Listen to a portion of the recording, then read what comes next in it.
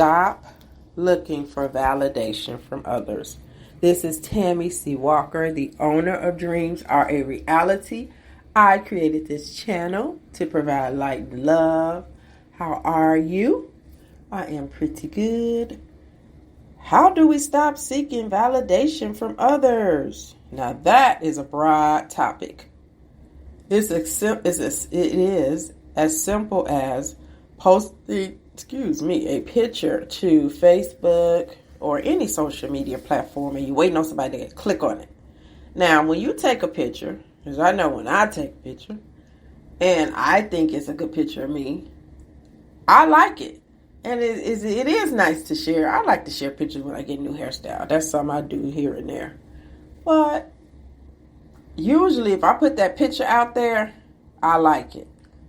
When I take pictures of myself, it takes quite a few shots before I get one I like. I'm not good with selfies and all that. Back in the day, I could just take a picture, the old school way before all this technology stuff. And my pictures would come out so cute. I always was photogenic. As I have gotten a little bit more seasoned, it takes a few more attempts for me to get a picture I like. And that's just that. But do I need validation from somebody else? Oh, you look nice. You look nice. You know when you look nice, and you know when, I don't really care for that picture. And maybe you might think you look nice on a picture. Somebody else will be like, that's not a good picture. Seeking validation. People buy big houses and fancy cars, some. So somebody can say, oh, I like your car. Wow, you got that many bedroom house. When, if you're anything like me, I don't even have a lot of people in my house. So buy your house for you. Buy your car for you. I'll buy a new SUV or something. I won't even tell nobody. I just go get it. And then when they see me, they see I have a different car. You know why I do that? Because it's just a car. Nobody cares. That's why I do that. Nobody cares. If I go buy something new, and so on my back, I got to pay for it. And it's really my business. It's nothing to really talk about. Back in the day, I used to move a lot. And I would move because a lot of reasons. Mostly slumlords. I know I had one apartment. It was just the outside. It just after a while I looked at it, I'm like, I don't want to live here. It doesn't look like they keep it up. My apartment was nice, inside spacious. And it was decent, but it was some old parts to it. And I moved. I'm like, I need something more modern. I don't like this. Then, I would move. It's so many reasons. I won't even bore you. I think I used to live kind of north-ish Chicago. All my family was west, so I had to move to get a little closer to them because, something happened before and I needed help and they were far away. And I'm like, this doesn't work when you live by yourself. So I moved. Several reasons. A few times slumlord. Don't want to fix stuff, take your money. You should live. Don't live in those type of conditions, people. But I don't tell people no more when I move. So I had, and I say this word lightly, a friend.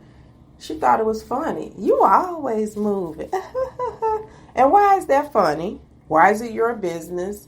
And who cares? So now I don't tell nobody.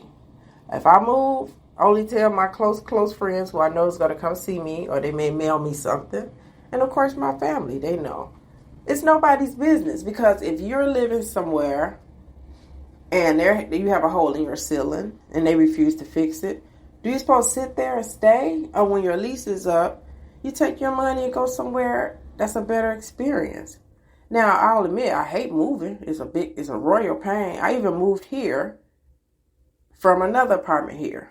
But I got an extra room. So I had to remove. I hated that. And it cost me money every time I do that.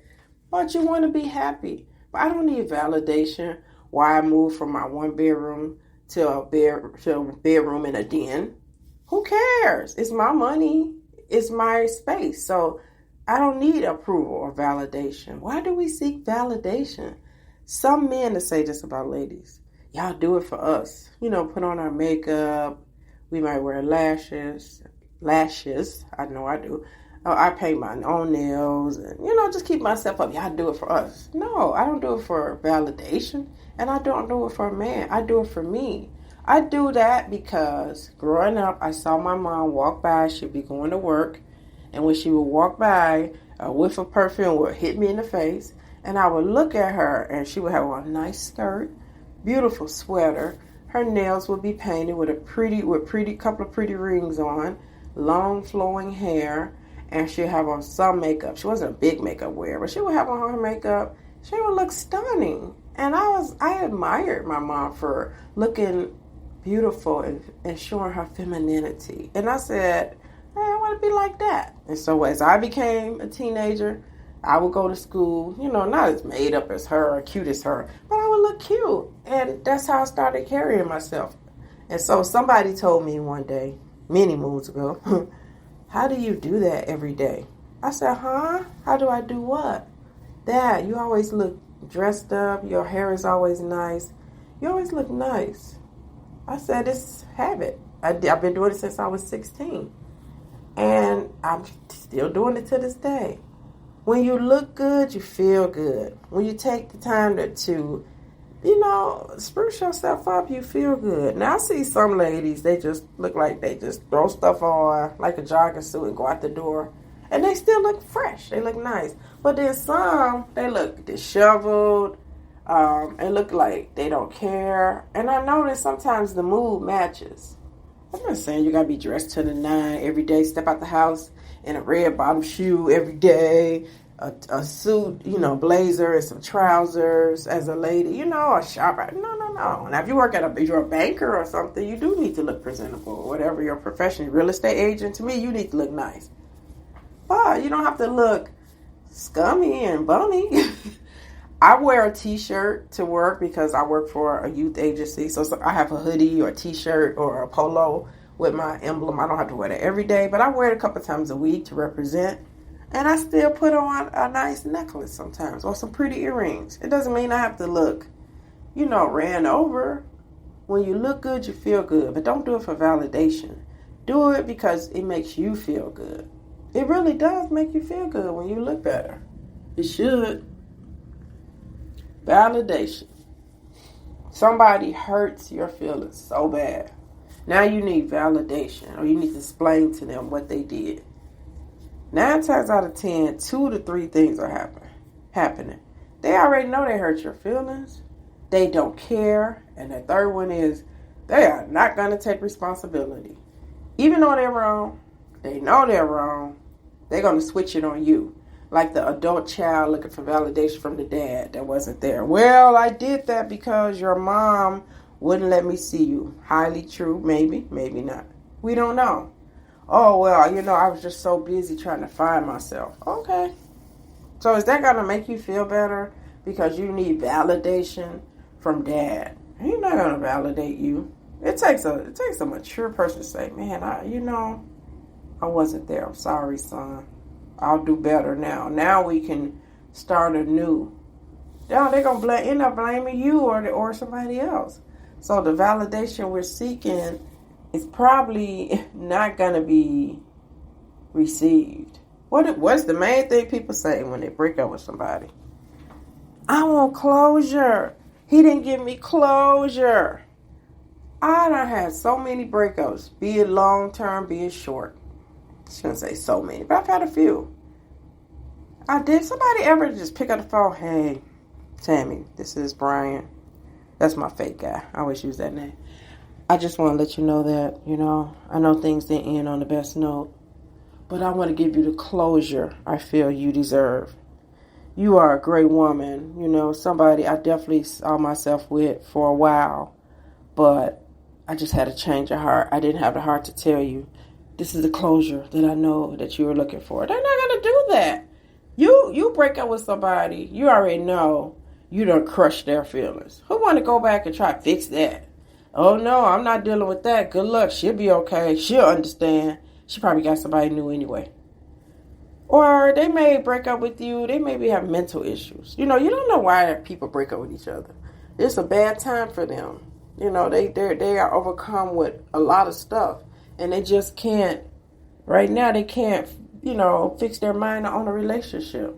It's unfortunate, but it happens. When people become so overwhelmed, they just check out. Now, I know it don't sound good, but it happens more than we know. People check out a lot. They might still be in that building with you. They may still be in the house, but they checked out. Physically, they're there. Your mind is here with me. I said the wrong way. Your body's here with me. But your mind is on the other side of town. Messing me around. That's old school, y'all. And I messed it up. But that's an old school song. Hope it's the OJs. Yeah, your body is here with me. But your mind is on the other side of town. Because they done checked out on you. They're not going to validate. They're not going to validate you. They're not going to give you closure. You have to find peace on your own. And boy, do I know how you all feel. Somebody break up with you, it leaves you holding the bag like, what the hell happened? Especially if you didn't see it coming. What? Huh? And so you sit there and mull over it. And stop lying, everybody. For years. Some people can get over it quick. They go get a new person. Is that really working? How's that working for you? You do wanna process what happened. Don't be like me. I processed stuff for a long time. And that's a whole nother podcast. I won't even talk about any of that. But I'm just not that girl, I never really was until I was in an unhealthy place. Oh, I had a new boyfriend tomorrow. I had a new boyfriend within a couple of months. I had somebody new. Is that healthy? Is that healthy? Yeah, you had one guy in May, and it didn't work out. We had August. I got a new guy. That was a lot, and I stayed. This happened for real. And then I'm with the guy from August till a year and a half. I don't know. It was so crazy and dysfunctional, the relationship.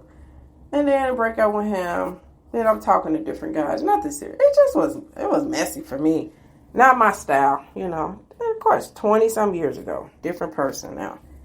But, yeah. You do feel bad when somebody just break up with you. And you didn't see it coming. And you're trying to process it. That's all we're trying to do. But they're not going to validate you. They are not going to validate you. You do an accomplishment. Me, business major for a long time. Go back to school, get my master's degree. People didn't even know what I did. You have. I heard you say clients. What is it you do? Like people, they really don't care you are as much as we think they care. They don't care. They're too busy with their own life. They don't have time to care. Oh, you got what degree did you get? Bachelor's or master's? I got that degree because I was a life coach. I wanted to transition to be a therapist. To be a therapist, you have to have a master's degree. I looked into social work that matched my goals of helping others, helping fight injustice, helping people that have depression and anxiety. Yeah, I wanted to be a social worker. That's how I became a social worker and got my master's degree. And that's why. But not for likes and validation. Never wanted a master's degree. Never wanted to spend more money on education. It just wasn't on my radar. But not for validation. Look in that mirror like I'm doing right now and validate yourself. Validate yourself for 2024. So yes, I am that woman. I am that man. I love myself, and I'm a work in progress. But I'm proud of the things that I have accomplished. I'm proud of where I came from. And the best is yet to come. And I love myself. I think I'm a good-looking person. You can validate that. And I will be taking better care of my mental health. I will be taking better care of my body. I will take care of my spirituality and my soul. And the best is yet to come. But in this process, I will show love and kindness to others. But I will not expect for them to validate me. Sign, Tammy Sharice Walker. Sign whoever you are. Validate yourself, and you will feel empowered. You will get the peace you deserve, and it takes the responsibility off the next person. We have to stop looking to someone that's in a way more up situation than you.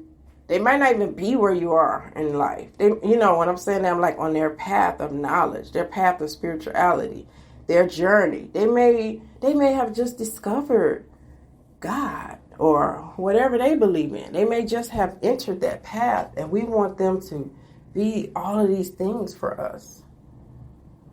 Even people do this like with their pastor. And my pastor, give that man or lady a break. They have like hundreds of, what do they say, parishioners, maybe thousands. They can't help everybody. You got to read the Bible for yourself or whatever your religion is. You can't depend on a man or woman to validate you and help you all the time. Even as a therapist. I had this, I'm grade N anyway, by the way. I had this said to me, you the therapist, you tell me. Just because you're a therapist, that's not what a therapy does. A therapist, I cannot tell my client, they come to me, I hate my marriage. What should I do? I can't say, if I were you, I would divorce him.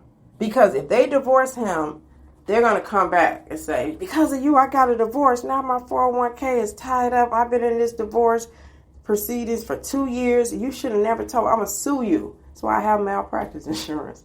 We don't give out information like that. I hear you already. But what do you do if you're a therapist? We listen. We coach them.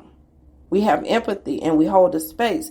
And we ask probing questions, give them worksheets, have them do books, have them watch videos, sit with them in grief. Whatever it is they're going through, we coach and listen. I don't even want to use the word coach. We support. And together, the client is leading the session though, but together we can try to name options that they have. Okay, I have anxiety. I need help. I have anxiety. I can suggest, have you tried meditation? Have you tried essential oils? Have you tried a weighted blanket? Let's talk about your thoughts. What are you thinking? Let's do this worksheet to work through what's causing your anxiety. Let's talk about some of the trauma you went through as a young girl, as a young boy. Let's take it back and bring it back up. And that's what we do as a therapist. I'm not going to tell them, oh, you have anxiety, I'm going to prescribe you medicine. I don't prescribe medicine. I can't just, it's not a magic pill. It takes work, but I bet your bottom dollar, if you know somebody with anxiety and they told you they went to therapy, and if they have a good therapist, they feel better. You're going to feel better just talking about it. You will feel better talking about it weekly and knowing how to formulate your thoughts better. Knowing how to go to some of those coping skills when you have a panic attack at night. Trust me, therapy works. I'm not saying all therapists are good, all doctors are not good, all dentists are not good, all pastors are not good, all teachers are not good. I can go on and on. Our police are not good, our judges are not good. All real estate agents are not good. All hairstylists can't style hair. But it's some good ones out there. I'm out of here. Words of Bobby Brown. Validate yourself. Stop seeking it outside of yourself. And you're going to feel real good for 2024. Tammy C. Walker signing off. Bye.